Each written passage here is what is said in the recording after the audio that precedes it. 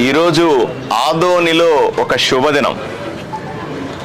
BC సాంఘిక సంక్షేమ hostel ఆడబిడ్డల కోసం ఆదోనిలో 120 స్ట్రెంత్తో ఈరోజు గుజరాత్ సమాజిక్ స్కూలుకు సంబంధించినటువంటి భవనంలో ప్రారంభించడం నాకెంతో సంతోషంగా అనిపిస్తుంది.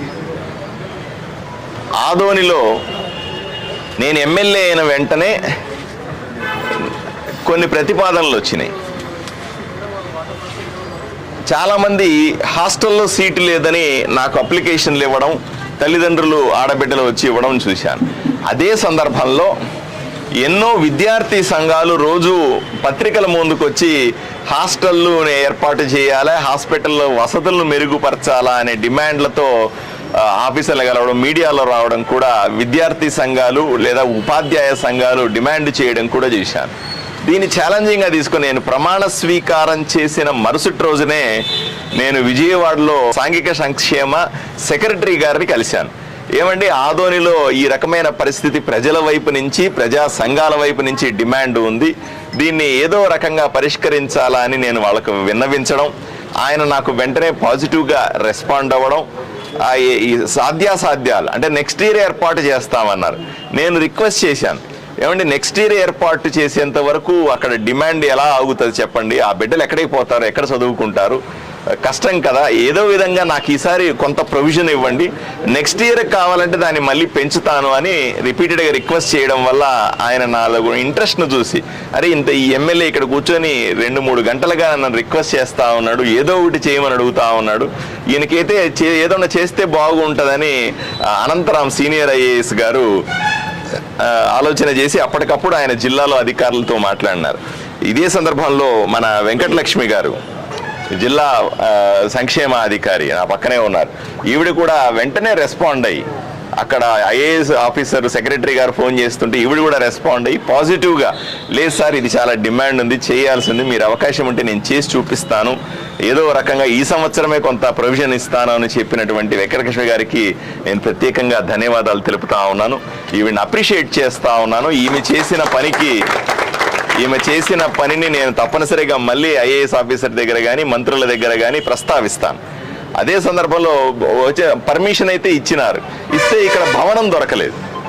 చాలా భవనాలు చూసాము, నేనే ఓనర్లతో చాలా మందితో మాట్లాడినాను, అందరూ కూడా హాస్టల్ మా బిల్డింగ్లో బిల్డింగ్లు ఖాళీగా ఉన్నప్పటికీ కూడా హాస్టల్ పెట్టుకోవడానికి ఒప్పుకోలేదు. హాస్టల్ లేకుండా బిడ్డలను ఎక్కడ పెట్టి చదివించుకుంటాము?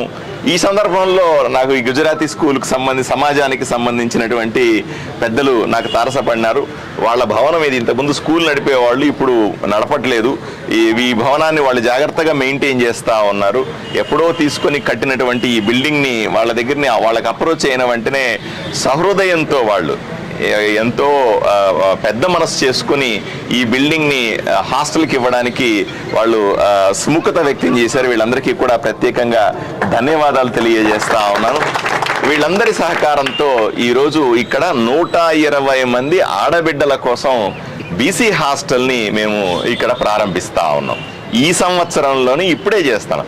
పెద్ద తుమ్మలంలో కేవలం 40 మందితో ఉన్నటువంటి హాస్టల్ని 120 మంది స్ట్రెంత్ ఉండగలిగినట్టు బాలుర హాస్టల్స్ని మేము ఇక్కడికి తీసుకొని వచ్చి అబ్బాయిల్ని మిగతా బాయ్స్ హాస్టల్స్లో అడ్జస్ట్ చేస్తూ ఇక్కడ ఫుల్ స్ట్రెంత్తో 120 మంది ఆడబిడ్డలు చదువుకోవడానికి అవసరమైనటువంటి సదుపాయాల్ని బ్రహ్మాండంగా చేస్తా ఉన్నాం. ప్రెమిసెస్ కూడా మీరు చూడండి, చాలా బాగుంది.